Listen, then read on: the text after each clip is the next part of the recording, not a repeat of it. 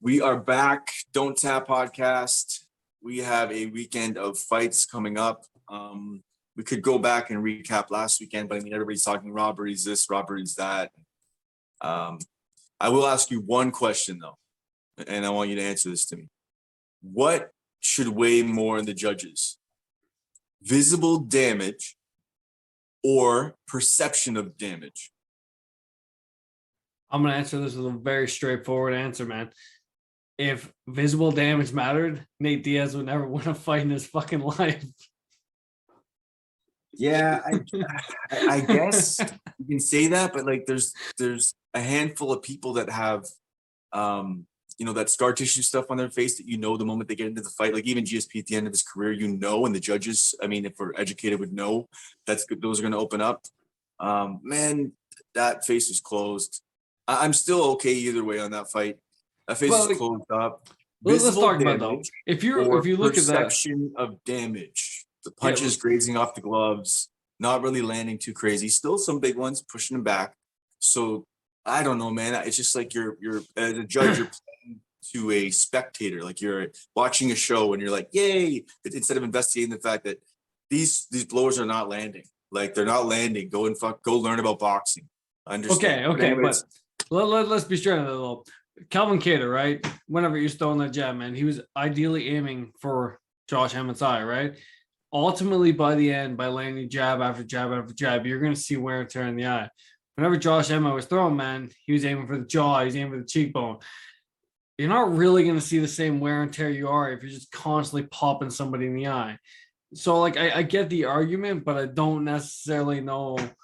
I watched it back. It's super subjective. I watched it back, man. And a lot of those punches, they're off the gloves. And I know that's why it's live. So it's not like, that's why it's okay. It's like either way, because the judge is watching it live. That must have been a hard fight to call. But they're off the gloves. A lot of it's not landing. So yeah, man, I get it. It's a jab, but the elbows were there too. I'm not crying robbery. I'm not saying anything like that. It's just the idea of damage was something that was talked about. And I'm like, well, what's worth more? Someone throwing these big, beautiful looking fucking haymakers or someone actually ripping someone's face open.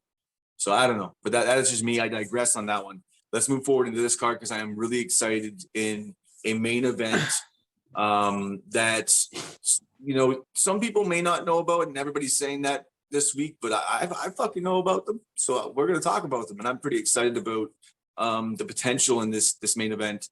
Arman Tsarukyan is, quickly shaping up into a beast and a potential to, eventually be someone that's going to be knocking on the door for the title in the lightweight division. Mateusz Gamrot, also, coming out of KSW, is a fucking murderer. Striking is on point. Submissions for days, heel hooks, dangerous. This fight has all the makings to be a beautiful classic. I'm good 5 rounds of magic or a finish midway through, whatever. I'm happy either way.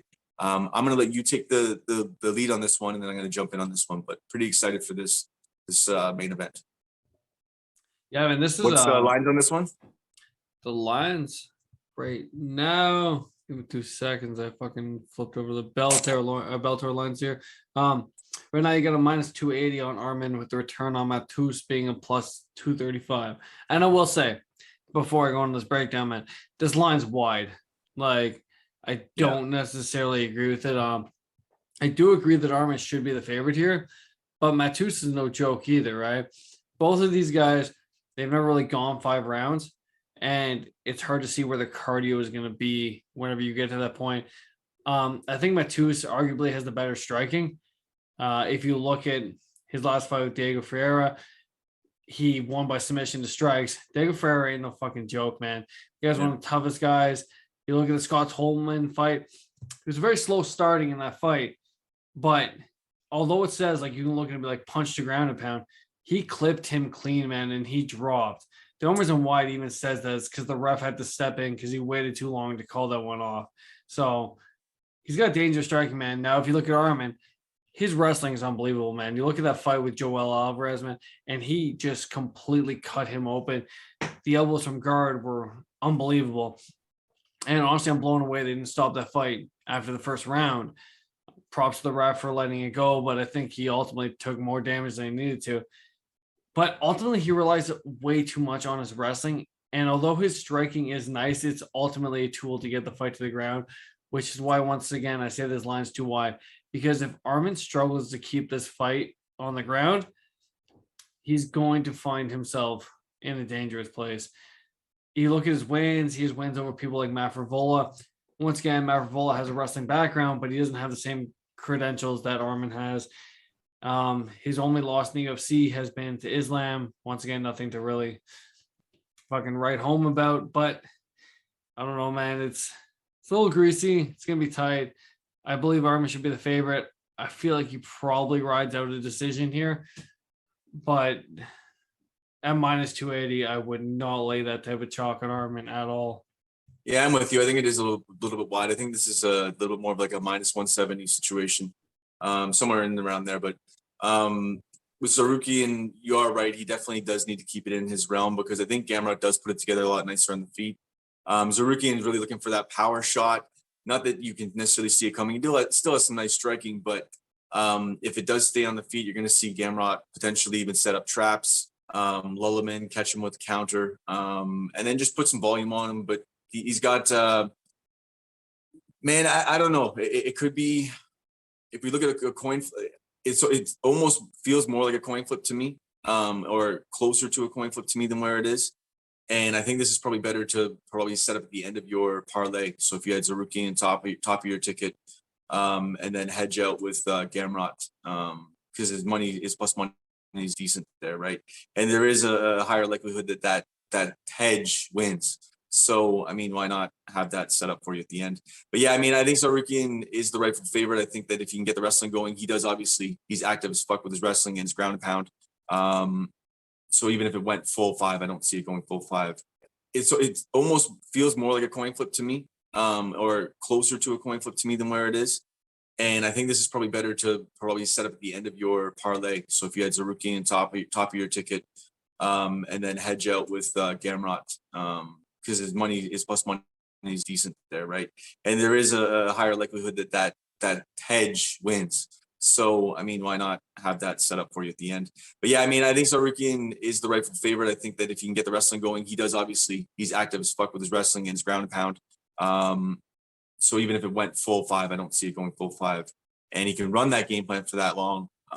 He would definitely come out the winner there. But we shall see, man. I think it's definitely going to be a fun one to watch. Go ahead. And honestly, man, like DraftKings has started to offer finish only and decision only props. And I think this is a great time to utilize it because even if you top ticket Arman, I feel like it's probably going to go to decision. But if you top ticket with Gamrot there, or we'll start with Durian, and if you top ticket with Gamrot at finish only, then that's kind of his win condition, I think. I don't necessarily think he wins minutes. I think Arman's going to be on him the whole fight. But if Arman gets tired and he gets a late finish, then you're good. And if it goes to a decision, then, you get a push on it. So, right. DraftKings angle either devalues the parlay by just a little bit, which is not a loss at all. Or you get the full gamut, you're still making money. Yeah, man, I like that. Not a bad angle at all. Next fight in the card, I'm pretty excited about this one. Everybody's favorite line now is, I was always seeing Shavkat Rakhmonov come along, and I knew about him way back when, and everybody was hyped about Chimaev. I think everybody's running that line. Well, that's fucking great. What I will say about Rakhmonov is it's enjoyable watching him when you're doing tape, because you get to see like all the little fine points of his game. I like some of his cage work, his defensive wrestling. Some of the little things that people would maybe more question when you have a guy that comes in with such great striking, great submission ability, and you're going to try to find holes.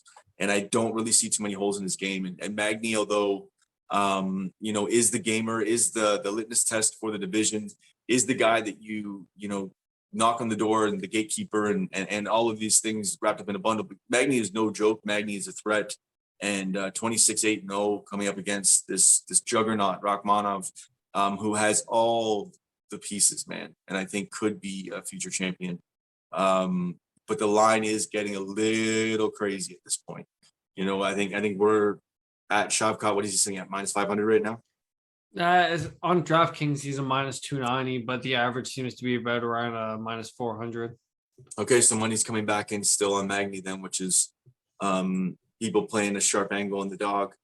But yeah, I'm gonna ride with Shavkat on this one. Obviously, I think he to me is actually where I put top ticket on a parlay, and Magny was my hedge by decision. But yeah, man, I think Shavkat rides in this one. I think even potentially a submission situation, a la last weekend when we saw Kevin Holland win via submission, a very game Tim Means. He lands some strikes. I hit that second. It was only a little baby sprinkle, but I was looking at those submissions because Means is no joke. He doesn't really go away. He'll take shots and he still doesn't fully go out. And it's a perfect opportunity to submit somebody, right? Grab that neck up. And sure enough, it happens. Magny is a similar situation. Shavkat could tag him, hit him pretty hard, and then snatch up a neck. I like Shavkat by submission. That's going to be one of my prop plays. Definitely going to dial in on that one pretty hard. But inside the distance is also a nice play.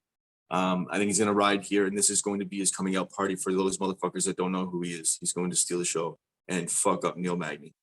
Litmus test solved. Yeah, honestly, man, I have to agree 100% on this one. Primarily just because, like, Neil Magny's last win was a split decision with Max Griffin. Wasn't a great fight. Look at Shavkat, man. As you said, man, like, this guy is somebody who's on everybody's radar. Doesn't give a shit about nothing. He's been calling out guys like Hazmat. Like, he really wants to get the fuck in there. And honestly, the guy can literally do anything. And I love the submission play in this, primarily because I think Neil Magny is going to try and ground this fight. It's pretty clear as day that he doesn't have a striking advantage on the feet. He's used to fighting guys where he's the much bigger guy. Shavkat's very big for this division, so he's not going to have the crazy reach advantage that he usually does. And I see him shooting a lot. Most of Shavkat's finishes come by submission, with a few coming by ground and pound and KO, but he generally gets them out of there. And the way I see this playing out, and maybe I'll even call this perfectly, man, is I see him hurting Neil Magny on the feet, kind of what we saw in the Tim Means fight, and that you bring it up, and Neil Magny's going to be shooting, man. And I feel like that submission is going to be wide open for Shavkat to take it. So I'm with you. I like the submission play as well. Okay. So, yeah, I think there's a lot to be had in that fight, but there is nothing to be had in the next fight. So what we're going to do is acknowledge it and step over. Now, no disrespect to Josh Parisian and Alan Badeau. I guess I'm supposed to warm up to him because of his last fight, and I'm just not. You basically got into the UFC on the back of a marijuana banned substance call. You won that fight based off of you got submitted in that fight, and then you got overturned. I'll acknowledge it again. You didn't win that fight. Overturned because of fucking joint. So I'm gonna skip over your fight, not acknowledge it with some little bit of hate, and move on to Thiago Moises against Christophe. Let's just stop it for a second. Let's just acknowledge to the fucking 20 people listening to this. We ain't even gonna talk about this fight. We're not gonna break it down. But if you bet on this fight, main card, yeah, if you bet on this fight, man, like, you deserve to lose your parlay. Like, you're literally betting on a guy that's 14-5, 8-3, two guys that have no business being in the UFC, and you're trying to find an angle on two overweight heavyweights that are going to slug it out and get tired and probably hold each other for the better part of a round and a half, and you're getting a greasy split decision, and you're probably going to be on the opposite end of it. Don't bet this fight. For the love of God. Stay away for God's sakes, because if you hate on Alan Badeau and you're like, oh, Josh Parisian. Well, Josh Parisian doesn't put it together very well. And I'm a guy who always says, I'm not a fighter. I don't get in there and train the way these guys do. So who the fuck am I and what do I know? And I should show more respect, especially when people talk shit about, women's MMA and all these different things you hear. But when you have to be critical of fights and break them down, unfortunately, sometimes that shit does come out. And in this one, I'm just going to stay away. And I think that if you bet on this fight, I'll be straight up. You're a fucking idiot. Next fight on the card, we have Thiago Moises against Christophe Thiagos. This is a game of two guys that have some decent stand-up and then both have a submission game. So does the submission game to both sides nullify that on the ground, and then they end up standing? Thiago Moises is somebody who I was sort of high on for a little while, but just has not been able to put together in the past little bit, in the past couple of years. And Thiago's, he's 19-9-0. He's more of a guy who sits in mid-range and is just when they need a body, they put him in. And for me, it might stay on the feet. It could go to the decision. I'd say maybe even bet the over in this fight. I'm staying off it as far as a bet. That's all I'm doing. Because really, I could put it in. Moises could come out and look like a fucking beast. Either guy could. But they also come out looking like shit. And if we're actually going to call one of the fights on the card that we're actually talking about, that's a bag of donkey dicks, this would be the one. We sort of stepped over that one, actually. But if it would be one that we're talking about, it would be this one. I just don't know what way it would go. Both guys just don't show up, and I think you could probably agree on that. But what's your thoughts on this one? Yeah, man, you kind of played it out as best as it can be. Like, you're kind of relying on two fighters that don't necessarily show up 100% of the time. It's two guys that primarily rely on their grappling to win a fight, and at the end of the day, that generally ends in a sloppy fist fight with two guys who aren't very good at throwing hands. So it'll be dicey. I think Thiago Moises probably holds him down, maybe gets a late submission, but man, it's not a fight I'd really be confident betting. I'd assume this fight goes the distance. Like, if you're looking at this from a prop perspective, probably bet the over. And if you can get like on a card where, if there's a decent like fight ends by submission, just as a left field prop where maybe one of them gets caught late with a submission because both guys are really good. Yeah. Cool. But it probably is going to decision. And I like the over as a security blanket. But we will move on to the next fight on the card. We have Umar Nurmagomedov against Nate Maness. Nate the Great is somebody who I've backed in the past and really enjoy his smothering style. I like that style. Unfortunately, I don't know if that's going to play out well for him in this fight. I just don't know where he wins in this fight. On the ground, he can try to take it there, but I just don't see him having success. I see him getting tripped. I see him getting swept. I see in any situation up against the cage. I see Umar reversing any win condition for Nate Maness. Then we have Nurmagomedov, who's going to come in and style.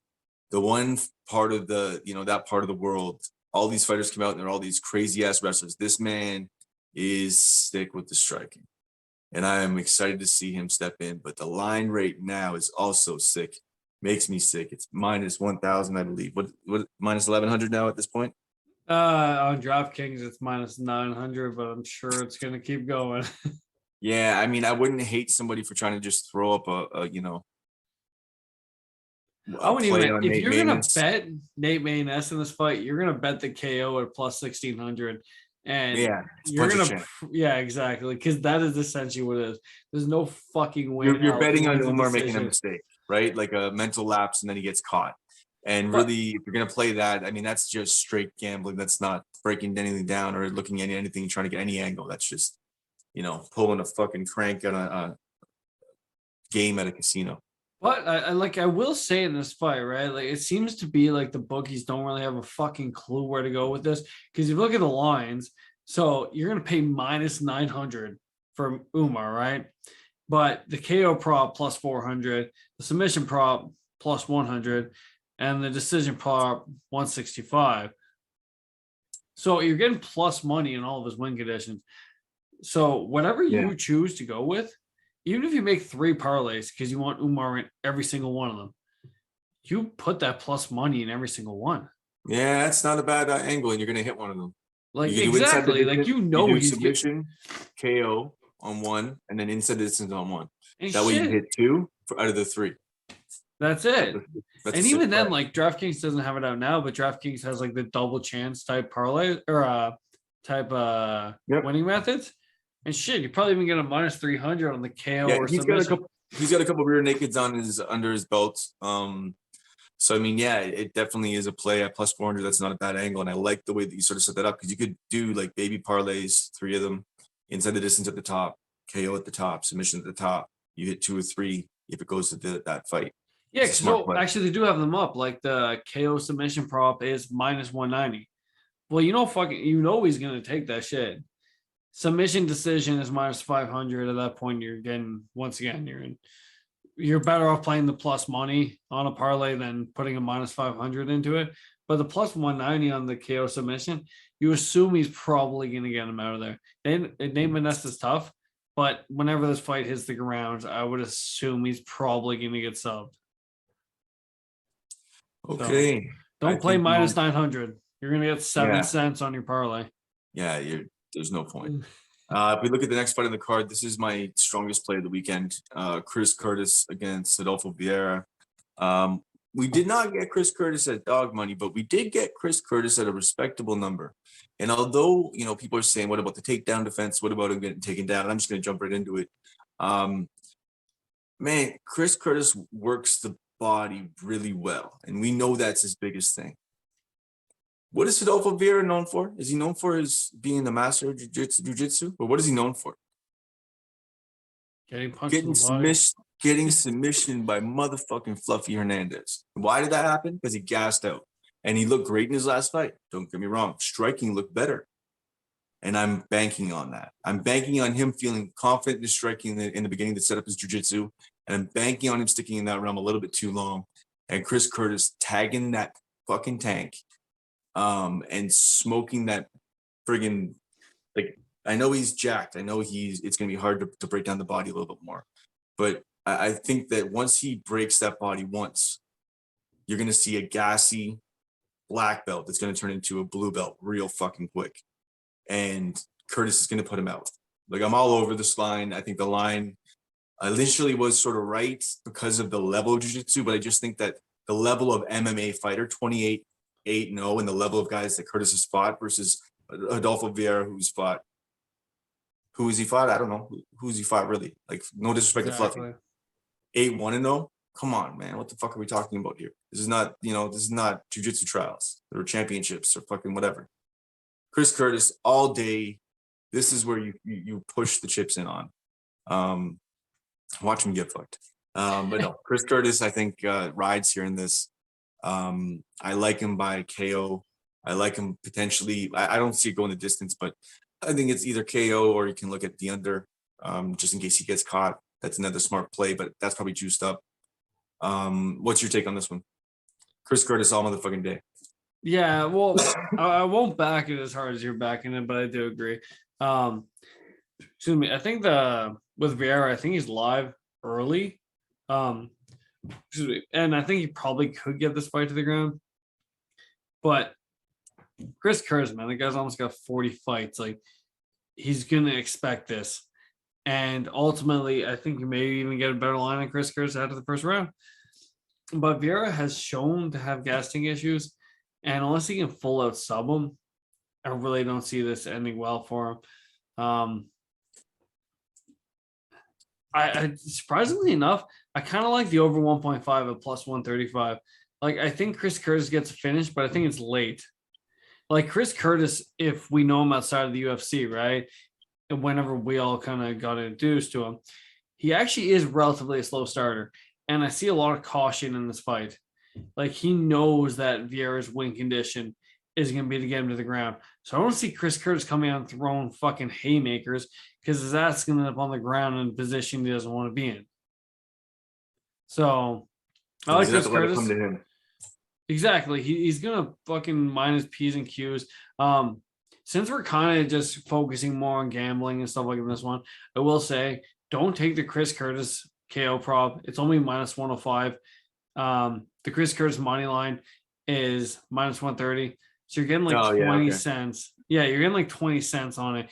Take it from somebody who got absolutely burned on the Francis Ngannou fucking KO prop when I literally bet it at plus 100 whenever his money line, I think it was like minus 105. Like, take it from somebody who just got absolutely screwed on that over 10 cents on the dollar. Like, the line is not wide enough. The last thing you want to see is 3 rounds. Chris Curtis just beats him from pillar to post. It goes to exactly. Vieira could very easily win a round, and Chris Curtis could outbox him for the next 2, and you're gonna get a decision. Like, do not take the KO prop. Yeah, at that line right now, you're right, 100%. That is a fucking. There's a good chance you're gonna get burned because once again, Chris Curtis outside the UFC, generally a slow starter, very good boxer, minds his P's and Q's. Doesn't always shoot for the KO. So would you say maybe Yeah, okay. I even looking maybe the round 3 decision. I'll take a look at what that looks like. Yeah, that's when a it good comes point, out. man. Okay, so we'll move on to, we're gonna step over the prelims this weekend only because there is so many fights to be had this weekend, and I think Bellator puts up a almost more exciting serving. Man, I'm pretty excited about the Bellator card this weekend. Let's just dig right into this one. We have Gagar Masasi against Johnny Eblum. We have Johnny Eblum, who, you know, he's got wrestling, he's got power. We have a guy who's going to try to press forward on Gagar and wear him down and be the guy who can solve this puzzle. And yeah, Gagar Musasi's 49, 7-2. He's just so seasoned, and I just don't see Eblum being able to work his game plan the way he needs to. I don't see him being able to land power shots on the feet because he's going to get picked apart by Gagar if he stays there. He's going to try to use his power shots to get in, press it against the cage, and get him to the ground. I just think that Gagar's going to be able to work his cage defense. He's been around long enough that he's seen it all, and I think he's going to be able to win this fight.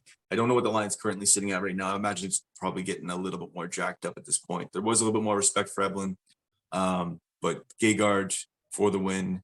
What's your take on this one? Yeah, I have to agree, man. Like Gagar Masasi, and once again, this is the type of shit we preach, right? Where strength of schedule is honestly like the main thing whenever it comes to like UFC fighters transforming over to the Bellator, right? And Johnny Eblum, man, the guy's a stud.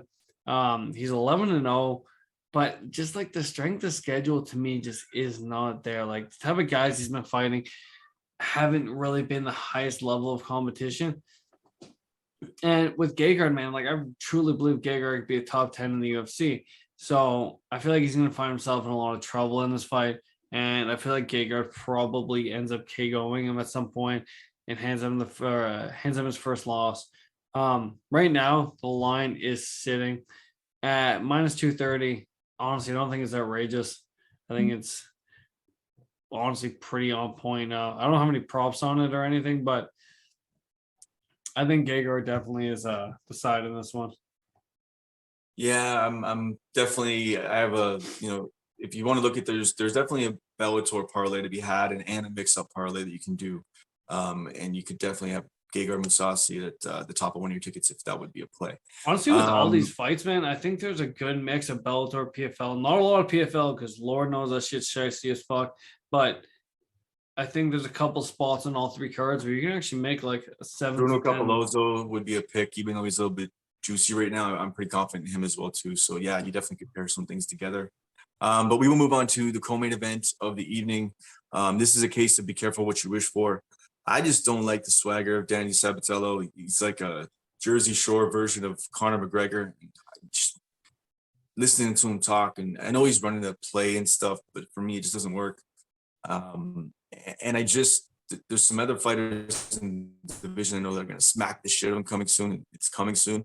This is a case of be careful what you wish for, because I think Danny Sabatello is going to ride on Leandro Higo, sorry. Higo's win condition is really submissions, has some pop in the hands, but really doesn't put it together the way he needs to, and really not that high a level. 21-5-0 from Brazil against Danny Sabatello, who is a seasoned guy as far as wrestling, is 12-1-0 as far as MMA career, and he talks a big game, but he backs it up. He's got a strong top game, and likely what you're going to see is a Sabatello decision is likely what's going to happen. And then when he wins that fight, I'm not sure the line. I'm pretty sure that sets him up to fight Rafian Stotts, or if Rafian wins, I think it sets him up to fight Rafian Stotts. Good fucking luck, bud. You're going to get smashed. And I'm going to be on that line. Hopefully the people love you so much that you keep that line tight, nice and tight, so I can make some money off front of the podcast, Rafian Stotts. I just think that in this fight, though, Higo, like I said, there's levels, and I think that Sabatello's win condition is either going to be, you could see just a grinding decision. You could see TKO from the top, but Sabatello rides. Any thoughts? Did you get a chance to look at tape on this one? With Danny Sabatello? Yeah, fuck, man. Minus 520 super wide for a guy like this, man. I like Sabatello. Well, I admit I don't necessarily like Sabatello. I'm kind of with you on this one, but it's just I don't think this is the spot to fade him in. I will never lay minus 520 on chalk on this type of guy. But if you look at Leonardo Higo, even his last fight against Darren Caldwell, man, it was kind of a case of holding a guy down, and not really letting him do much. Like he's not an exciting fighter, that good. So I definitely think this is a setup fight, but this is case in point what Bellator does, right? Like they really want to build up their stars, and right now you got Pat Sabatino where he's just talking shit to the UFC guys, and this is a good fight for them to kind of keep growing him. But hey man, he's got everybody's attention, right? Like Josh Hill mentioned him last time we talked. Like he's at everybody's attention because everybody wants to punch him in his face. So that's what you want. Cocky assholes. That's Conor McGregor, right? He probably rides in the spot, man. But yeah, I know he'll ride in the spot, man. If you get the Rafi and Stotts fight, though, that is an ultimate fade. And let's pray we get some plus money on this one. Okay, so next fight on the card, we have Magomedov against Enrique Barzola. Enrique Barzola coming off of a big win, big KO win, actually. And Magomedov, he has possibly one of the best well-rounded setups in the game, I would say, as far as Bellator is concerned. Great stand-up, strong grappling. And for that division, he is, very, very solid. Unfortunately, he met up against Rafi and Stotts, who did, counter that and sort of beat him at his game. But I don't see not happening in this situation. I think Magomed's going to ride in this situation. Enrique Barzola does have strong wrestling, some power in his hands, as with what happened in his last fight. But I just see that Magomed's going to be able to nullify him in the stand-up. It's going to force you're going to see Barzola probably shoot for a takedown. You're going to see some trips, once again, crafty trips that these guys have up against the cage, reversal. You're going to see potentially even some sweeps in some situations. Barzola is going to try to run a strong, dominant game plan and press forward very fast. And I just think he's going to get outclassed. And that's just it. It's going to be sort of a bull coming forward. Magomed's going to sort of figure him out the first round, pick his spots, get on his bike a bit, pick his spots. And then, I see Magomed really, really riding in this fight and moving forward for himself. And I'm trying to remember who it was that Barzola finished. Yeah, okay. It was Nikita Mikhailov that he had finished. And it was the ground and pound of Darian Caldwell was 2 fights ago. Wow, time flies, man. But what's your thoughts on this? I know that you've seen tape on Barzola in the past and a little bit on Magomed as well. What's your thoughts? Yeah, honestly, I think if there's going to be a fight that's probably going to fuck your parlay, and maybe this one. I just see this fight being a lot closer. But honestly, the line reflects that. Excuse me. It seems like one of these lines that could have been blown up as fight week progressed, and kind of hasn't. It's kind of stayed at the same line, like where it's a minus 135 compared to a plus 110. Like people kind of understand that money's coming in on both sides. Once again, like Magomed, definitely the favorite in this one, but Enrique, man, like that guy comes out and he wants to win every single fight he's in. He's going to shoot, he's going to throw. So I think for Magomed to stay not the heavy favorite, but the favorite that he is, he's going to have to be really committed to his volume and everything in this one, because if not, Enrique could definitely steal a decision here if he lets him control the way this fight goes.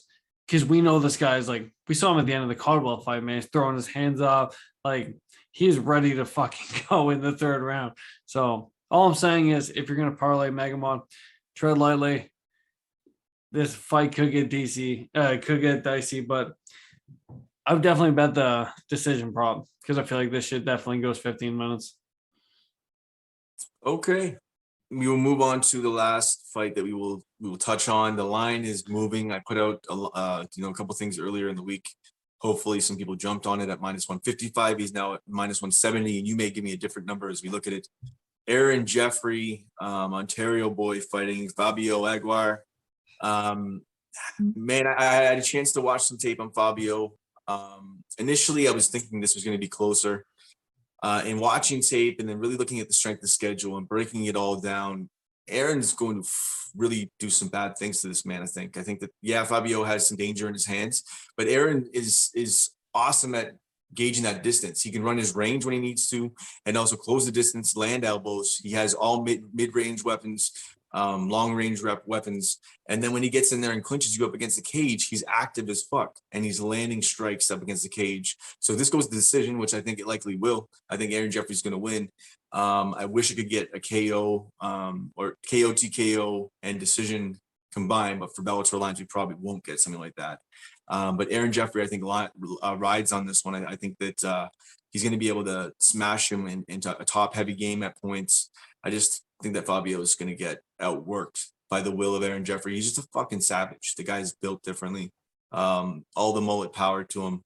Not being a homer here after watching tape, like I almost wanted to pick myself apart in this one because I tend to be too much of a homer at times. I can't do that shit. Like, I want to really be, unbiased as much as possible anyways.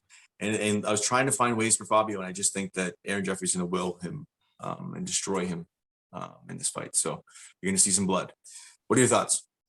Yeah, I have to agree, man. I think Aaron Jeffrey's definitely on the side here, and I think he's going to come in here, probably take him down and just smash this dude. The thing with Aaron Jeffries, man, is like this guy comes out, and I feel like a lot of people have a lot of bad opinions because they'll primarily where they've seen him was on the Dana White Contender Series where it wasn't his best performance. But honestly, man, he's one of the most talented guys coming out of Ontario. He's been in the game for a long time. He's got good striking, good wrestling, and he's able to put it all together. Whereas opponent, like, to me, he's kind of a 50-50 fighter, got okay striking, okay wrestling. But I think Aaron Jeffries is going to be able to take him down and probably just put a beating on this guy. Okay, and I think that'll be the last one that we break down. I think that's a line that that doesn't mean you have to go heavy on, but I think it's one that you maybe want to look at and go, hey, it's the prelim on Bellator. Most people are like, stay away from those ones, but I think it's a line, it's an angle. Maybe it's a homer angle, but whatever. Take it for what it is. Ride it or don't. I think if we look at having, although we didn't talk PFL this week, having PFL, having Bellator and UFC, we first should build a baby, or not a baby, build a parlay. So why don't we build it? You have your thing open right now. Let's build it right here as we talk. We're on Bellator. Let's pick from the Bellator card. Who do you think should go into a parlay? We have Masasi. We have Aaron Jeffries. I think I like him. I think he gives value into infuses value into your parlay, and I'm feeling pretty solid on it. And I think those two are solid to take away. I was looking at Dava, but we'll stay off that one. I think we should put Hamasi in this, man. You think so? Yeah, I think he's gonna clean this dude's clock. I was thinking the same, but I don't know what it is. I'm a Sabo Hamasi backer. I just parlay wise, but yeah, okay, let's do it. So the 3 in, and then let's go over to PFL. And who do you think we should add in there? Definitely not Brendan after his last performance where I really don't think he won that fight. So the -600 is not appealing. What is Bruno sitting at right now? -600.